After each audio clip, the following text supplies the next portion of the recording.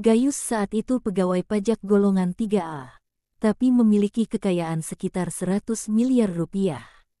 Padahal gajinya hanya 12,1 juta rupiah per bulan. Lantas bagaimana kisahnya dan kabar terbarunya? Gayus Halomoan Partahanan Tambunan atau biasa disebut Gayus Tambunan yang lahir tanggal 9 Mei tahun 1979 adalah mantan pegawai negeri sipil pada Direktorat Jenderal Pajak Kementerian Keuangan Indonesia. Dilansir dari artikel Liputan 6, Gayus harus meringkuk di penjara selama 30 tahun. Namun, dalam perjalanan Mahkamah Agung kemudian menyunat hukuman Gayus menjadi 29 tahun penjara. Mahkamah Agung menilai vonis yang dijatuhkan kepada mantan pegawai Ditjen Pajak itu melebihi aturan yang ada.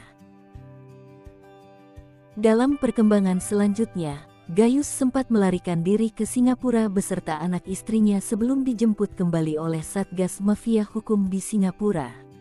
Kasus Gayus mencoreng proses reformasi perpajakan kala itu. Kehidupan pribadi, Gayus besar dan lahir di Warakas, Jakarta Utara.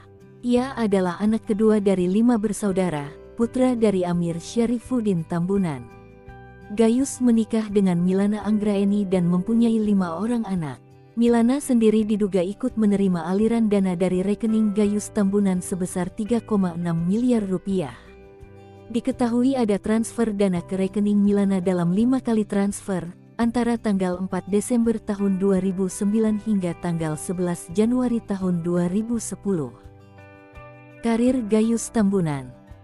Setelah lulus program Diploma 3 dari Sekolah Tinggi Akuntansi Negara (STAN) pada tahun 2000, Gayus ditempatkan di Balikpapan. Beberapa tahun kemudian Gayus, yang saat itu memiliki golong 3A, dimutasi ke kantor wilayah Direktorat Jenderal Pajak Jakarta sebagai penelaah keberatan pada seksi keberatan dan banding.